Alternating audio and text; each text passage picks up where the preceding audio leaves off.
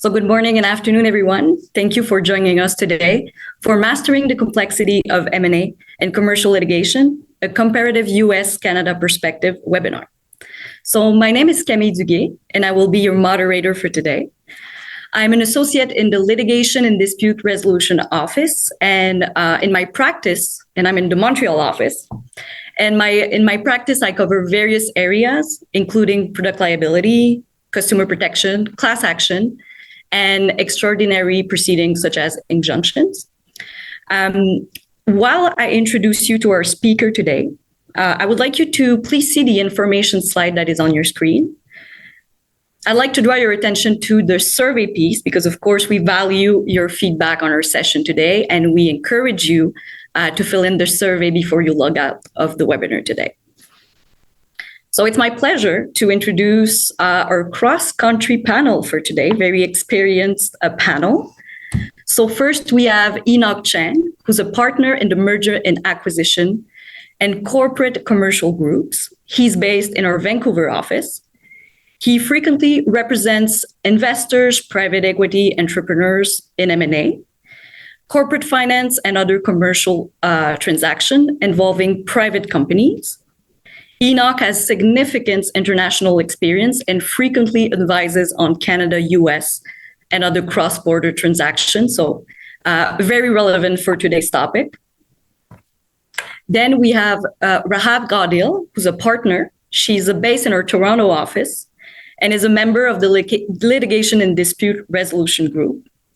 Rahat is a business-minded litigator, and she has a diverse practice focusing on complex commercial litigation and domestic and international arbitration. She regularly handles high-value and business-critical contract and commercial disputes, multi-party and multi-jurisdiction disputes. So once again, very relevant for today's topic. She also handles different dispute with shareholders and directors. And finally, last but not least, Paul Blyschak is a council member from our Fasken Calgary office, and his practice is focused on merger and acquisition, private equity, and corporate governance. He's a leader in these fields, and he advises clients regarding both transactional and litigation matters. Paul is also the editor-in-chief of Private M&A in Canada, Transaction and Litigation. It's actually the country's first and only comprehensive book on private M&A, and it is published by LexisNexis. It is a book by lawyers for lawyers, and it's very practice-focused guide through the complexity of Canadian private M&A deals and dispute. So now on to our presentation. I want to start with a question on, I would say, contractual interpretation. So, and my question is addressed to either Paul or Enoch, but is there any key differences in the matters of contractual interpretation that deal makers should be aware of when they negotiate or draft an M&A agreement? Yeah, happy to take this one and for Enoch to add his thoughts as we go. This is an important one because it kind of sets the stage.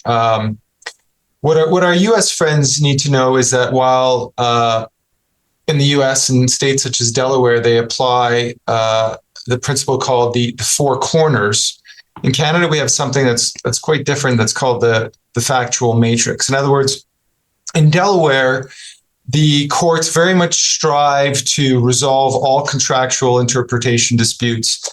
And really, contractual interpretation disputes are really the most common disputes in M&A. They try to resolve those disputes by staying within the four corners of the contract and really just looking at what the contract says. And if the contract answers the question, then that is the answer to the question. If they determine that there is an unresolvable ambiguity in the contract or in the relevant term, at that point, they'll then consider extrinsic evidence. And they'll do so quite broad. They'll look at everything from previous negotiations, past drafts, internal communications, so on and so forth. So on the first stage, Delaware is extraordinarily narrow. The question is, what does the contract say within its four corners? If it can't be answered, if the question can't be answered within those four corners, then the court moves from that very narrow position and then to a very, very broad one, where it will consider all manner of extrinsic evidence, anything that it considers useful to answering the question, what were the parties trying to achieve on this particular point? The situation in Canada is quite different. From the highest precedent, the Supreme Court of Canada. In Canada, in pretty much every contractual interpretation dispute, the court will consider the factual matrix. In other words, it'll look not just at the contract, but the context of the contract, and will try and inform itself to the degree it thinks necessary, but typically in every case, it'll give it some consideration. How does the context inform the words the parties were using when they drafted this particular provision? And that's really the whole of it. The court will look at the contract and the factual matrix. Even if it struggles with that process, it will not do what Delaware does and consult a broad or wide amount of extrinsic evidence, things like previous negotiations, earlier drafts. In Delaware, there's a very interesting principle of law called the forthright negotiator principle, which speaks to, well, if one party was under the impression when they were negotiating the contract that this is what it meant, and they could tell that the other party did not share that interpretation or had a different understanding of what they were trying to achieve, then that first party actually has the obligation to inform and bring the other party into the light on that point. That's called the forthright negotiator principle, and it's been applied in some fairly significant M&A transactions in Delaware. We don't have that in Canada. So what US lawyers coming to Canada need to know is that the Canadian courts will put significant weight on the four corners of the contract, but that won't be the whole of the analysis. But if there is a fight, that's where the court's going to stay. They're not going to look at anything else, extrinsic evidence-wise, like the Delaware courts do. What Canadian lawyers who may be advising a client on a transaction in the US or who are dealing with US lawyers need to appreciate is that if it's a Delaware governed transaction, you really need to make sure the contract says what you want it to say, because the court is going to do everything it can to stay within those four corners. And so really emphasizes, in each case, obviously, good drafting is important. But what U.S. lawyers need to know is that in Canada, bad drafting won't save you via recourse to the to additional extrinsic evidence. Interesting. And so curious to hear, Rahat, on a litigation perspective on that. So is there anything you would think needs to be very considered upfront, so in the contract negotiation phase from your litigation experience? Thank you, Camille. Yes, I think definitely important to think about disputes up front. Consideration should be given to the type and nature of disputes that might come up down the road, and you need to think about where and how you want to resolve them. So I think it's important for parties to think about this themselves, discuss this with their own lawyers, and discuss it with the counterparty, whether there is a preferred jurisdiction for resolution of disputes and whether there's a preferred forum for the resolution of disputes. And I think a key consideration from my perspective, Camille, in this regard is whether parties want to litigate disputes or whether they want to arbitrate them. Each process is different, and each process has its own unique advantages and disadvantages.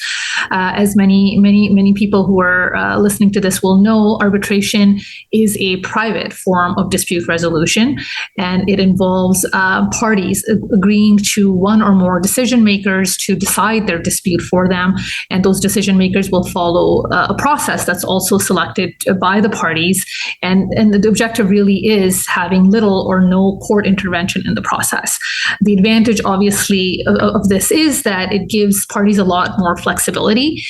Parties can choose a process and tailor their process to the specific dispute at hand. You can look at what amounts are involved, what claims are involved, and you can look at what is the nature of this relationship. Is this worth preserving? Is it at the end of its road? And sort of design a process that takes into account those needs and objectives. There's also an advantage in terms of being able to have an decision maker who has, if talking about a mining dispute, picking somebody who has that expertise. If it's an accounting dispute, having somebody who has that expertise, as opposed to being in court where you may not necessarily have a judge that has the background, the industry background or education that can assist in resolution of disputes. You have that advantage. Also, arbitrations are private and often confidential, which can be a significant advantage in certain circumstances as well. And generally speaking, in my experience, arbitrations tend to be more efficient from a timing perspective. So they are usually faster than when you're in court, which allows parties to achieve finality more quickly and move on, as opposed to being stuck in court for years. And so all of those, and I should mention, in an international context, of course, a really big advantage of arbitrations is that your arbitration award tends to be more easily enforceable as opposed to a foreign court judgment. So those are some key advantages. Arbitration is by no means perfect, and so of course there are some disadvantages as well. And I would say, an arbitration generally is only as good as the parties, as their counsel, and as the arbitrator that you pick. If they are not committed to a fast and efficient process, arbitration will mirror the same inefficiencies that you see in litigation. It's also not a cheap process. It can be same as expensive as litigation, sometimes even more expensive than litigation. Arbitral awards, because the process is private and confidential, don't have the same precedential value that a court judgment will have, and that often is a factor. If you're dealing with the same type of dispute with a number of parties, you do want that precedential value. And there's generally limited recourse from a bad arbitral award because you don't have the same kind of appeal rights that you do in litigation. Cost consequences can also be significant. And there's sometimes a perception that arbitrators don't want to make hard decisions and they might split the baby. So you're dealing with all of these sort of different factors and considerations, and different factors feature prominently depending on what is the relationship, what is the dispute, what is the context. So different considerations will take more or less importance depending on those circumstances. I think for our discussion today, what's important to keep in mind is that you do want to think about what are potential disputes that are anticipated down the road, and whether you want to litigate or arbitrate, because that decision will impact what you put in your agreement. What do you put in? Do you put in jurisdiction clauses? Do you put in forum selection clauses? What kind of dispute resolution provisions you provide for? What is the governing law of the contract going to be? All of that is going to be impacted by potential disputes that come down the road. And each jurisdiction, as Paul mentioned, will have its own laws. That it will also have its own procedures and court systems and timing, and that will impact what you might or might not prefer.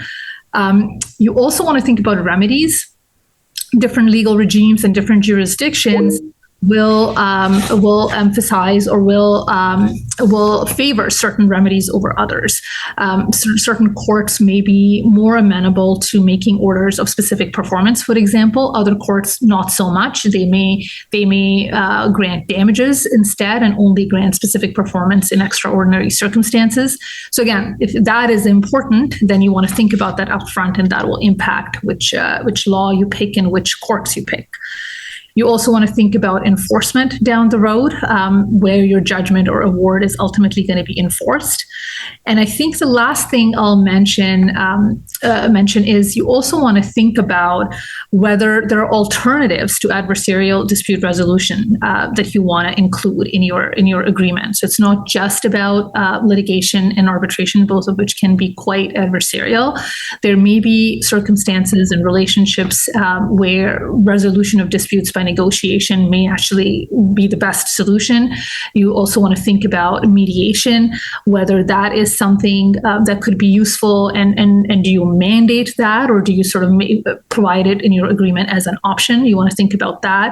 And there may be some disputes maybe that benefit from a more streamlined expert determination process, where maybe you have a litigation or arbitration clause, but for certain types of technical disputes, you just get an expert to decide the dispute more quickly. So those are, I would say, some considerations from a dispute perspective to think about upfront. Thank you, Rahat. And you mentioned, to keep in mind the governing law in each jurisdiction, or that's a choice you may need to make as well. I know in the U.S., from the M&A perspective, Enoch, Delaware law is regularly selected.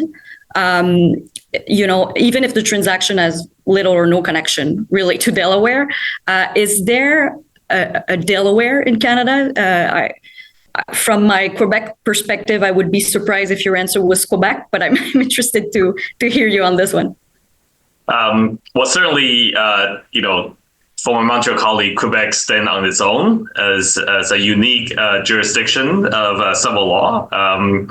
For the U.S. Attendees, it's a similar tradition to, I think, Louisiana, where they had a French civil law system.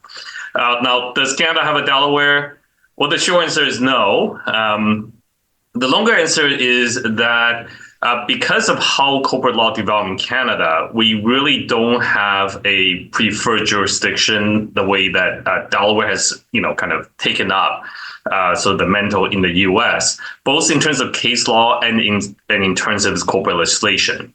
So, as a background, in Canada, we have, a federal corporate legislation called the CBCA, the Canada Business Corporations Act. And that, in some ways, is similar to the Model Business Corporation Act in the U.S., where a lot of the states model their Business Corporation Act after the MBCA. So in Canada, the CBCA, the federal corporate legislation, the Ontario Business Corporation Act, and the Alberta Business Corporation Act have a lot of similarity because they kind of, sort of forming this based on this the precedent template. And then British Columbia decides to do something a little bit different, and that's why British Columbia also have some different corporate entity. And then Quebec is not a common law jurisdiction. So of the 4 jurisdictions that a U.S. or a non-Canadian business will encounter, these are the most common one, these 4. And there are unique considerations in each jurisdiction. So the takeaway here is, the choice law would typically come down to where is in the M&A context, where is the entity located? Because if you're dealing with a British Columbia company as a target company, or a Quebec company as a target company, it is more likely that you will pick, British Columbia or Quebec. And similar in some instances to how it works in the U.S., there are companies that operate in multi-jurisdiction. So across multiple provinces, even though it may be incorporated in Quebec, Ontario, Alberta, or BC. So you have to take a lot of different, take that into consideration as well when it comes to choice of law. And as to echo back to what Paul discussed earlier, as between a Canadian jurisdiction and Delaware, be aware of the impact that the choice of law could make on the drafting. So what we see sometimes is, usually the purchaser will come up with an agreement. It's based on Delaware law, but the party later agreed to switch over to a Canadian jurisdiction like BC, and in which case just be aware that some of the clauses will need to be changed because how the courts would interpret it differently if it's Delaware versus a Canadian jurisdiction. Happy to Paul. Yeah, I just wanted to add, I don't know if you're done, Enoch. I just wanted to add a couple of points. Happy to let you finish if you're not done. Go ahead, Paul. Yeah. Okay. Yeah. And what's interesting about this is it kind of leaves some open questions going forward. So we had a couple of big M&A cases during the pandemic, one relating to MAE clauses and one relating to ordinary course of business clauses. Both of those came out in Ontario. And it's interesting because they sort of half followed Delaware law, but also kind of half didn't and muddied the waters in some ways. So it's really obviously those are now the law in Ontario. What's interesting to see is whether jurisdictions like BC and Alberta will follow the entire Ontario example or perhaps adhere more to the Delaware example, because the Ontario court actually said, well, I'm going to follow Delaware here, but then it kind of did and kind of didn't. So it'll be interesting to see whether or not if, BC and Alberta, whether they adhere closer to Delaware on those points or whether they latch on to the sort of mixed Ontario approach on those two fairly significant M&A deal points. Yeah, and the last thing I want to add is although a lot of the Canadian court when it comes to contractual interpretation are follow the guidance that's set out as Paul mentioned. There will be instances where there will be important difference between the different provinces. As Paul mentioned, there's Ontario cases, BC court hasn't yet followed.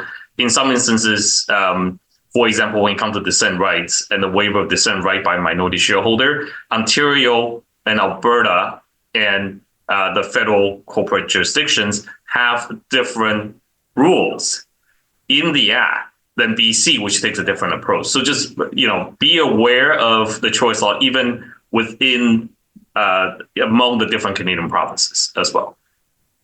And of course, in my earlier comment, Quebec, because Quebec is a whole beast by itself. So for US colleagues and even Canadian colleagues, if you see a Quebec choice of law, pick up the phone, because it's way different. And I often, speak with my colleagues in the Toronto, Vancouver office, and they are often flabbergasted, if I may say, of the differences. So keep in mind, our dear Quebec is the civil tradition is quite different. So Rahat, what happens if, for example, there is nothing in the contract about forum, about jurisdiction? I can imagine there would be multiple litigation arising, maybe if the parties do not agree with where to litigate or with which governing law to litigate. So what happens if there's nothing? So if you don't say anything about forum, then the default is litigation. You're right. You're going to go to court. I should say, in theory, it's possible that parties can agree to arbitrate after a dispute arises. There's nothing stopping them from doing so. In practice, though, that happens rarely. Once there is a dispute, once there's a claim, emotions are high. Everybody's thinking about their own strategic benefits. They'll have lawyers who will be saying their own things, and so it's really hard to get parties to agree to arbitrate once a dispute has already arisen. If that's the route you want to go, much better to sort of agree on that upfront when everybody's trying to get the deal done. Everybody's on the same page and more aligned. Same thing goes for mediation. It's there's often reluctance on the part of one or both parties to even suggest mediation because it's seen as indicative of some sort of not believing in your case or a sign of weakness, and so parties, at least there might be mediation maybe down the road once documents have been exchanged and a lot of time and money has already been spent, but it's rare to see parties agreeing to mediate upfront either once you have a dispute. So the answer to what happens if you haven't agreed on sort of a forum, haven't agreed to litigate or arbitrate, the default is going to be litigation. You're going to end up in court. And if you haven't specified which court or courts will have jurisdiction in that case, then yes, there are all kinds of fights will happen. One party may commence litigation in one forum or one jurisdiction, and the other party may challenge that jurisdiction. There may be a motion for stay. There might be a motion. Often when there's a jurisdiction fight and one party is challenging jurisdiction, in the alternative, it's also also arguing that to the extent the court has jurisdiction, it shouldn't exercise it because it's not the appropriate forum. You may have a multiplicity of proceedings. We do see that between same parties or slightly different parties. So all kinds of things are likely to happen before you've even got into the merits, just on sort of fighting about the forum and jurisdiction. And of course, if you're dealing with that, each court will apply its own test in terms of whether or not to take a jurisdiction over foreign parties. I can speak to Ontario. In Ontario, our courts apply what's called the real and substantial connection test. So party that's asserting jurisdiction has to show that there is a real and substantial connection between its claim, between Ontario, and between and with the defendant. So you have to show basically a good arguable case that there are certain connecting factors that connect this jurisdiction to the claim. And some examples of the types of factors that the courts will consider at that stage are things like the location of the defendant, whether the defendant carries on business in this jurisdiction, whether a contract connected to the dispute was made in this jurisdiction, whether a tort, for example, misrepresentation was made in this jurisdiction. Those are sort of the factors that the court will look at, and it will decide whether it can assume jurisdiction. Once it decides whether to assume jurisdiction, often, like I said, parties will say, hey, don't exercise that jurisdiction. And so courts will then look at, that is a decision, it's a discretionary decision, and the courts will look at a number of other factors in deciding, okay, I have jurisdiction, should I exercise it or not exercise it? And some of the factors that come into play at that stage are things like, where are witnesses located? Where are documents located? What's most convenient in terms of this claim proceeding? Is there a multiplicity of proceedings here, and should I be worried about inconsistent decisions in different jurisdictions? Should I stay this while this goes forward somewhere else? Those are sort of some of what is the governing law that also comes into play at that stage of the analysis. So overall, I guess the message that I'm trying to communicate here is it's not an ideal situation to not have thought about this upfront and not have contemplated and specified how you want this to go forward. Certainly, one party may benefit from not having this specified and may be able to benefit from these jurisdictional fights, and that can be a strategic benefit in certain circumstances. It's not going to be a benefit for everybody in every case. And so I think in terms of a best practice perspective, it's better to think about these issues upfront and agree upfront where you want your disputes decided and how. Yes, certainly. And if we go back to maybe the M&A perspective and more, maybe I think it would be interesting to hear either Paul or Enoch on a few, I would say, drafting tips or a few things to keep in mind or on different clauses or that you see often.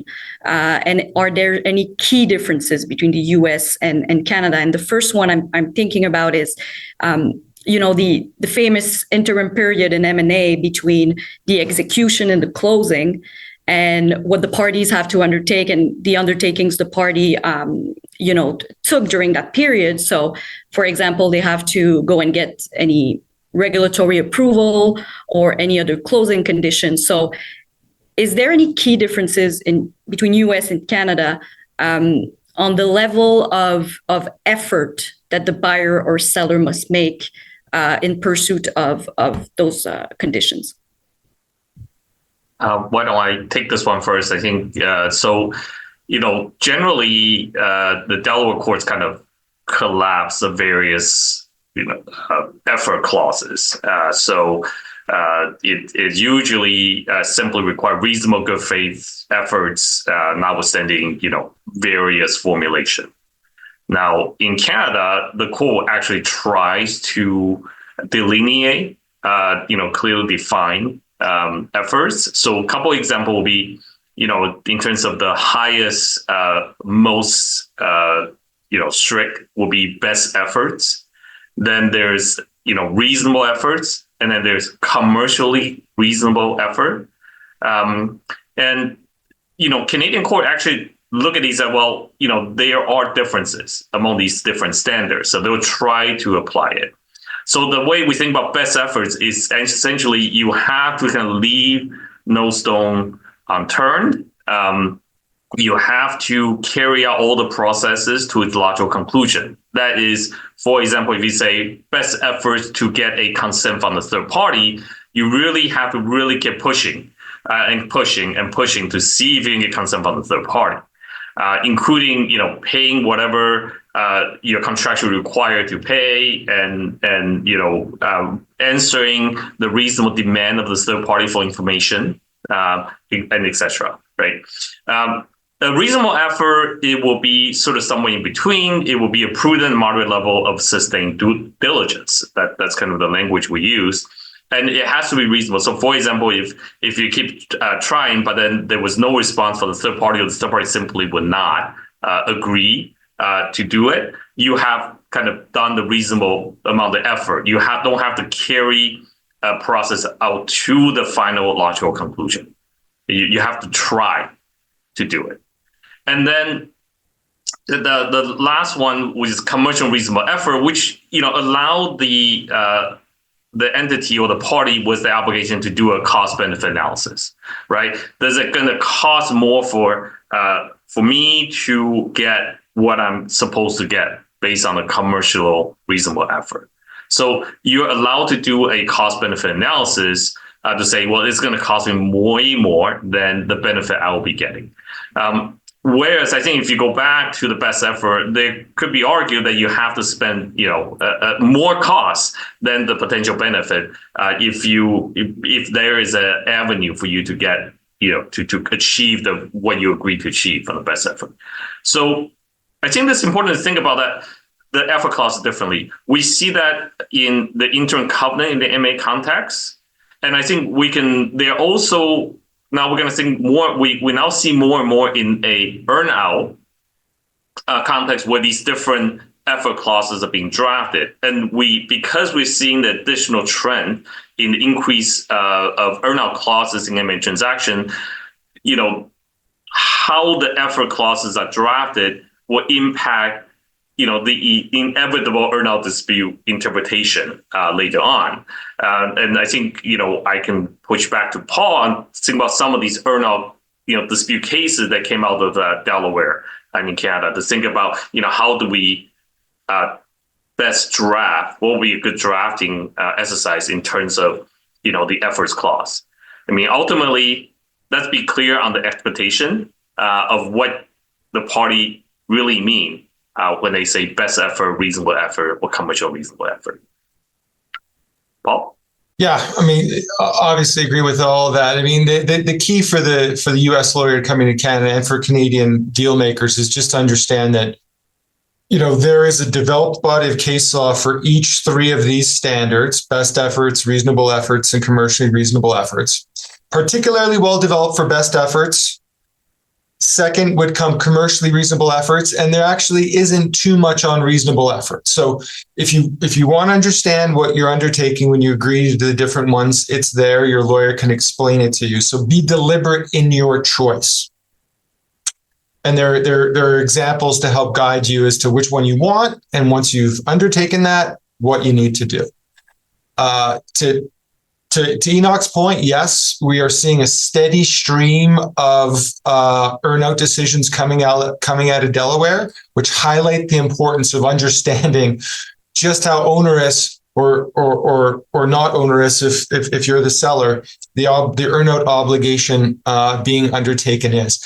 And then to highlight another point here, a difference between the U.S. and Canada, or Delaware in particular, is the role of good faith. In the Delaware earn-out cases that are coming out, they're affirming something, U.S. lawyers know really well. If you draft for something, good faith doesn't apply, because in the U.S., good faith is a gap-filling mechanism. So sellers try and argue breaches of good faith with these earn-out clauses, but the Delaware courts say, hey, no, you've agreed to this or this standard. That's what applies. There's no gap here. There's no room for good faith. What you need to know in Canada is, regardless of the effort standard, good faith applies to every contract and you can't contract out of it. So if you're a US buyer acquiring a Canadian entity and you are agreeing to an earnout, even though you're picking an effort standard, and that effort standard is going to matter under Canadian law, you need to know that you are also taking on a good faith obligation that can't be contracted out of. Interesting. I've always thought like best effort and good efforts was such a broad concept that difficult to pinpoint what it actually is, but that's quite enlightening. Paul, if you want to, I know there's a very contentious potential issue that for inclusion in M&A, and that's sandbagging. Can you talk through that a little bit? Yeah, sure. So I think everyone knows the concept of sandbagging. It relates to post-closing disputes and indemnities, and whether a buyer is entitled or may be prohibited from claiming on a breached representation and warranty made by the seller if that buyer had knowledge or may have had knowledge that the representation and warranty wasn't actually fully correct at execution. Sandbagging clauses are obviously a very contentious deal point. And this is why this is important, because no one likes to talk about post-closing disputes when they're negotiating a deal. Everyone just wants to get the deal done, and everyone wants to pretend that there's no possibility of a post-closing dispute happening. So it's quite common for the agreement to go silent on sandbagging. And in Delaware, curiously, I think there would be more precedent on point on this. There is, a bit, but most of it kind of dances around the issue. But it's all pretty clear. There was one hiccup in the road a couple of years ago, but then we've seen another decision since that sort of steadied the ship. Delaware is a pro-sandbagging jurisdiction, basically, is the assumption that everyone works under, which means that if the contract is silent on the sandbagging, the expectation is that Delaware courts will allow a buyer post-closing to claim on a breached representation and warranty, even if it looks like or is arguable that the buyer might have been aware that representation and warranty wasn't actually true. In Canada, we have even less, and it's mixed, frankly. There's an old decision by the Ontario Court of Appeal, which sort of indicates no sandbagging. Everyone reads the case to say it doesn't look like Ontario courts would allow sandbagging. There's also an old Alberta Court of Appeal case, which is read the opposite direction. But both of those decisions came out before the Supreme Court of Canada's decision in Bazin, which said good faith applies to every contract. So the sort of working assumption in Canada is that if the agreement is silent on sandbagging, the prudent assumption is that the courts would take an anti-sandbagging approach, even though I think that is completely wrong and misunderstands how M&A agreements work. To me, knowledge is completely irrelevant. Reps and warranties are purely a risk allocation mechanism. M&A agreements speak to knowledge quite specifically as to when it's going to apply.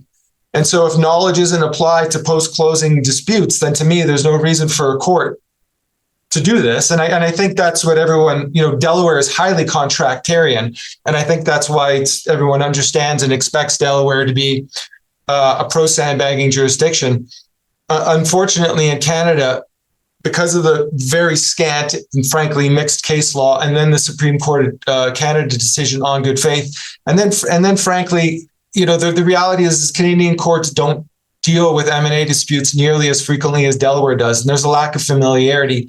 And I think that shows in other ways and in other decisions that I've read, a sort of misunderstanding of the risk allocation mechanism that is the purpose of reps and warranties. And so sort of unnaturally the buyer's knowledge sort of gets dragged in to Canadian M&A disputes more often than it should, in my opinion. But that's just sort of the reality of how the decisions have gone up here.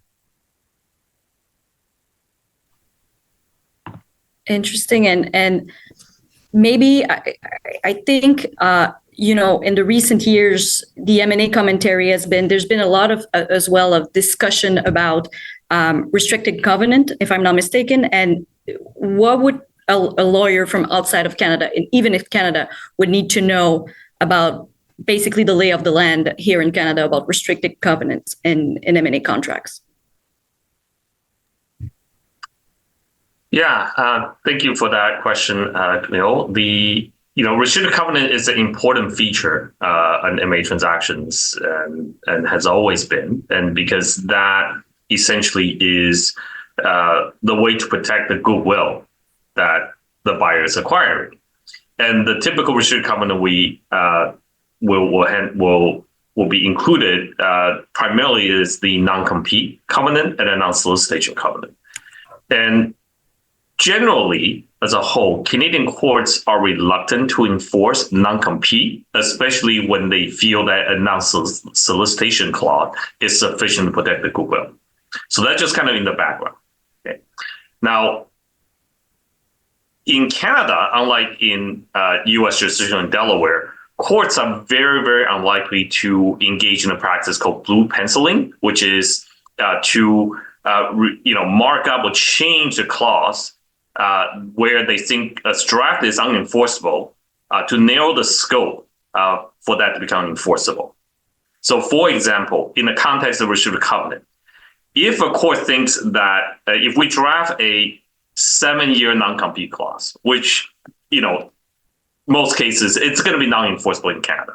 A Canadian court is not likely to reduce that 7 or 8 year restrictive period because it's not enforceable down to a shorter period where they think is enforceable. So down to like 5 or 4 or 3 years.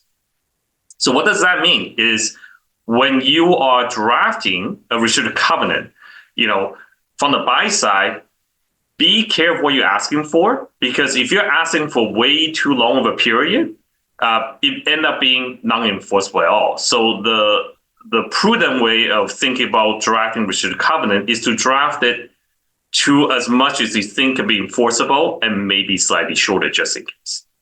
And this will also apply to restricted territory. We have case law that comes in where in BC where the restricted territory was in some ways ambiguous because it made a reference to, quote, Metro Vancouver. And it was undefined. And the court is trying to figure out, does that mean there is a Metro Vancouver? What does that mean? And the court decided because it's ambiguous, it becomes non-enforceable. So again, when it comes to restricted covenant in Canada, the recommendation is be clear and make sure that you don't expand beyond what is enforceable.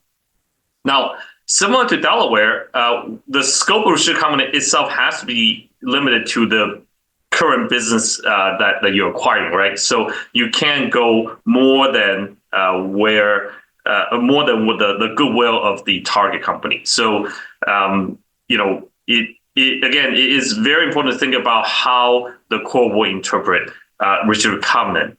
Especially, stepping back, we are seeing a evolving trend where the courts and the legislature are, and as a public policy, are very disfavoring restricted covenant. So, for example, in Ontario, there's now a straight prohibition of non-compete clause in the employment context, and with a very limited situation where in the context of a sale of business. In California, it has been a long-standing prohibition of non-compete. And, in recently, the US FTC has ruled, the limitation on the enforceability of both non-compete and potentially non-solicitation clause. So just be aware of, the current trend and the potential of even the stricter application of public policy against enforcing non-compete and other restrictive covenants. Good to keep in mind. And I want to go back to something that Paul mentioned earlier, which is the concept of misrepresentation. And it ties in with a question we actually had, I think, from our audience in a way, but who was asking as well, what's the relevance, the importance of whether the event was known at the time of signing the purchase agreement, for example. So in any claims about misrepresentation or warranties, for example, I'm curious to hear you both, Enoch and Paul. Is there differences, or is there anything we need to keep in mind from the US-Canada perspective? Yeah, there's a fairly big difference on this point. So M&A agreements and transactions are obviously highly negotiated, and during the course of those negotiations, during the course of the courting process, frankly, before the material deal negotiations, someone is trying to sell something for someone to buy it, and so naturally, things are said about the things being sold. Representations are made. So it is not uncommon in M&A for there to be disputes, not just about breached representations and warranties as written in the agreement, but representations made by the seller outside of the agreement during the course of negotiation, during the courting process, so on and so forth. And so a question becomes, well, to what degree, is the buyer actually able to bring those claims? So in Delaware, and so there are numerous contractual mechanisms that seek to limit those claims. And an obvious one in Canada that transactional or commercial lawyers and litigators, no matter their practice area, will be very familiar with is the entire agreement clause. This agreement constitutes the entire agreement between the parties. There are no representations outside of this agreement, so on and so forth. Entire agreement clauses are included in M&A agreements, but they're sort of on steroids. They go much further than the typical entire agreement clause, in a licensing contract or something. In Delaware, the courts, and again, this highlights the very contractarian approach of Delaware courts. If you have what they don't call an entire agreement clause, they call it more of an integration clause or a non-reliance clause. Delaware law allows M&A parties to exclude all representations, including all claims for fraud in respective representations, to the written agreement. So back to the four corners. So if you have one of these robust integration clauses, which has been blessed by the Delaware Supreme Court, a long time ago, the highest court in Delaware, if you have one of these fulsome integration clauses, a buyer cannot bring a fraud claim against the seller for anything other than what's within the four corners of the contract. In Canada, fraud vitiates all, as they say. We have entire agreement clauses. We have these very robust entire agreement anti-reliance integration clauses, but in Canada, you cannot contract out of fraud. And so there is a lot, whereas in Delaware, it's very clear, was the representation inside or outside the contract, assuming you have the robust clause. In Canada, there are a lot of fights as to whether or not the entire agreement clause applies to exclude this particular representation, or whether or not, because of the representation, what it was about, how it was said, where it occurred, that there should be an end around. So we're not talking about, in claims of fraud, you always get in. I mean, if it's fraud, Canadian courts don't allow you to contract out of fraud. But then there's this whole other gray area, tons of case law as to whether or not this particular representation should get around the entire agreements clause. Commentators, and what I mean by that is professional commentators as well as academics in Canada, call this one of the most notoriously unpredictable and inconsistent areas of contract law in Canada. And it is really hard to reconcile the case law. But really, it seems that if a way that the representation often gets allowed in and past that entire agreement clause is if it was on a material point that seems to really have function to induce the buyer to enter into the contract. And if it was that important, then courts will often sort of find a way around the entire agreement clause. So in Delaware, you've got a very contractarian four corners approach, which gets tons of claims rejected at the motion to dismiss phase. In Canada, you've got you've got a big unruly bunch of case law as to whether or not this particular representation should be able to get around the entire agreement clause. So it's quite an unpredictable area of Canadian M&A disputes. And is there any, Enoch, I don't know if you had anything to add, but what I'm wondering now is, you said it's unpredictable. Is there any public policy that have been basically, enforced by the courts in an M&A perspective? And is there any differences from Canada and the US? So in short, is public policy different in Canada and US from an M&A perspective? Yeah, I think that's further on the fraud case. I think you'll see that there is a theme, which is, the idea that you have to operate in good faith. You can contract out of it, and then you also can contract out of fraud. I think those are going kind of hand in hand, right? In sense of how our courts think business folks should conduct themselves in business negotiation. Okay? And then to answer your next question, which is, what is there differences on, especially when it comes to public policy differences? I think Delaware court typically, emphasize the concept of deal certainty, and that's consistent, again, thematically with the four corners approach, right? It's a complex transaction where the party have negotiated through sophisticated counsel how they want the deal to be done. So, when they look at a M&A dispute, they try to promote deal certainty. They'll try to look at the four corners of the agreement, and that is also the case when you come to kind of a material adverse event interpretation and clause. Well, in Canada, a little bit different. You can say it's a little bit fuzzier. There's again, the obligation for good faith. It does. When it comes to the material adverse event or MAE clause, there is a heavier burden imposed on the buyers by Delaware law, and they are to interpret it from the buyer's perspective, and the buyers are given the benefit of the doubt. That's in Delaware, but in Canada, I don't think so. Like it approach MAE disputes similar to other commercial dispute. So you will have all this. You will look at overall again going back to the factual matrix of what's around how the negotiation and the factual matrix of surrounding the MAE clause. Paul, I'd like to see if you have anything to add on the public policy side of the MAE. Yeah, you hit the nail on all the big heads, Enoch. Delaware do various things to promote deal certainty in the M&A context. They're very overt and express about that.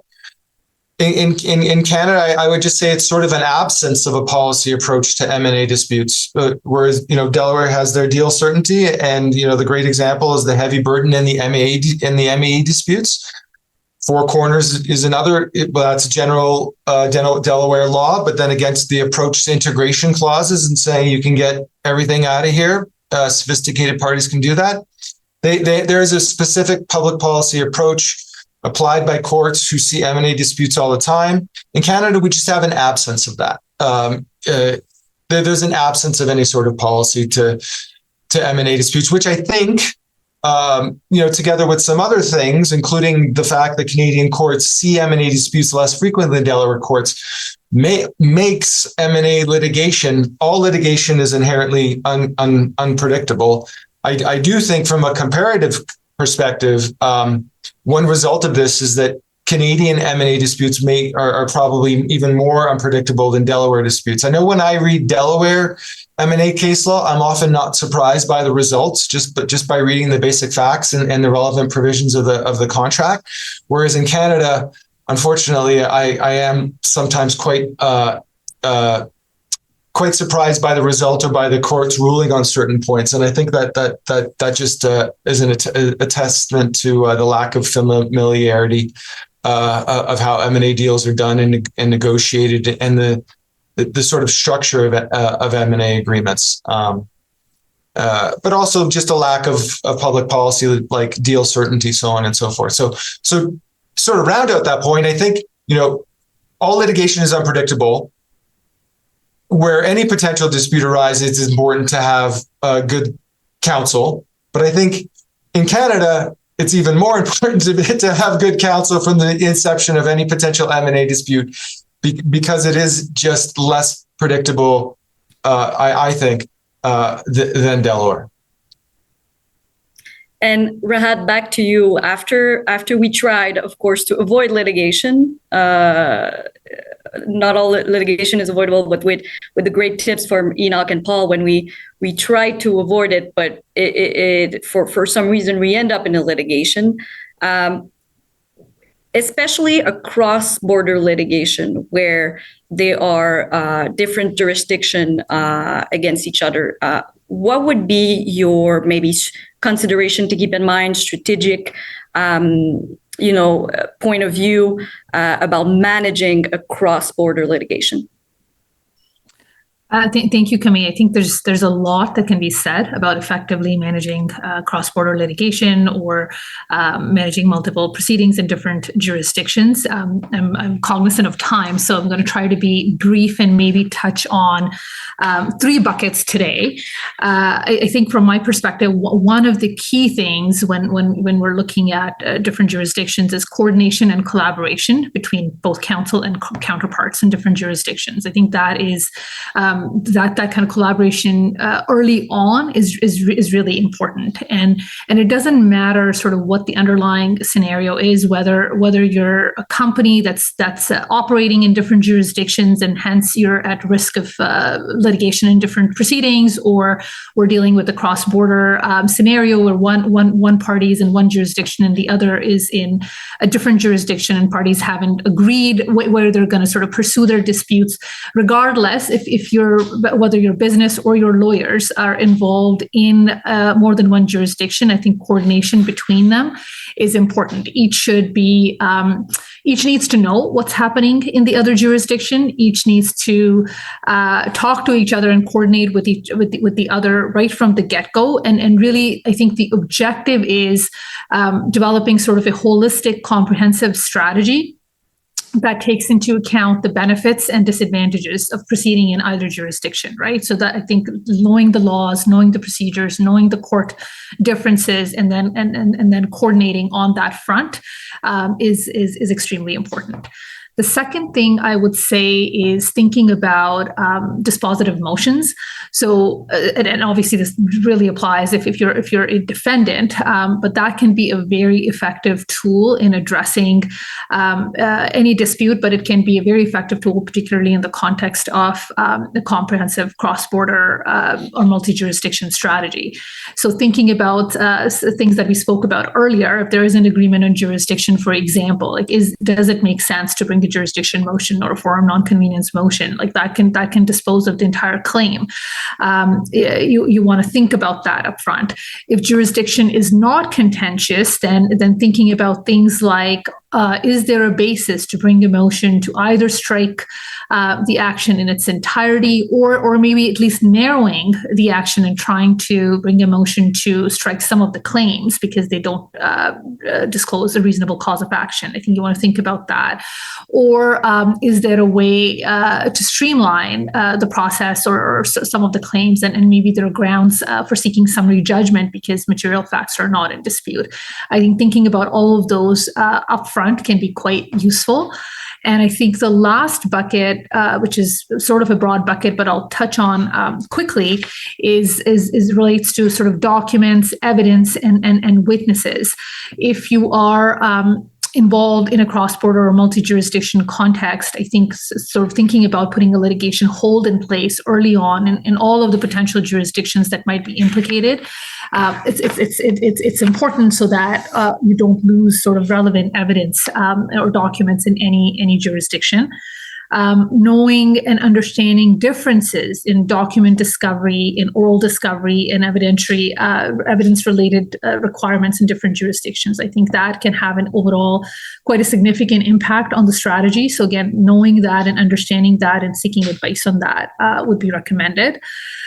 Thinking about, do you need evidence from a witness in another jurisdiction, or is there a witness in a different jurisdiction that has relevant documents that you need?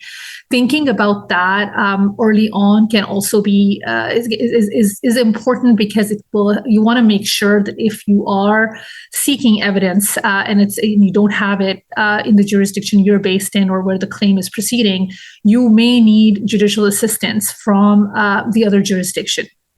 And if you're going to need that, again, knowing that process and making sure that you sort of proceed with that in a timely fashion is going to be relevant. So we're consulted regularly from sometimes when a proceeding is moving forward in the U.S. or in another jurisdiction, because a witness is based in Canada or documents are based in Canada, and the process that's involved does require going to court and bringing an application and enforcing an order that might be granted, for example, the U.S. court. But consulting, I think, with local counsel here before getting that order is super helpful, because then counsel here can sort of speak both to the timing and process that will be involved in court, and also some of the considerations the courts here will take into account in enforcing that sort of letter of request or order. And you want to know that upfront, so you can sort of build that in and put that in your order upfront, and don't have to go back and forth because you didn't comply with a certain request that the court here will be looking at. And I guess the last point I will make is just thinking about witness testimony and preparing them. And to the extent the witnesses are based in a different jurisdiction from where they're going to be testifying, them spending time with them to ensure that they're familiar with the local processes and procedures is, again, also going to be important and useful. So as I said, this is a broad topic. These are just some considerations and strategies that I hope people will find useful when thinking about cross-border and multi-jurisdiction litigation. Thank you, Rahat. So I see that we've come to the end of our time allotted today, but I want to thank the audience for being here today, and as well as our speaker, who were very practical and interesting. So thank you to the three of you. Just a reminder to fill in the survey. You'll see at the end of the PowerPoint, there'll be a QR code, so you can access the survey very easily.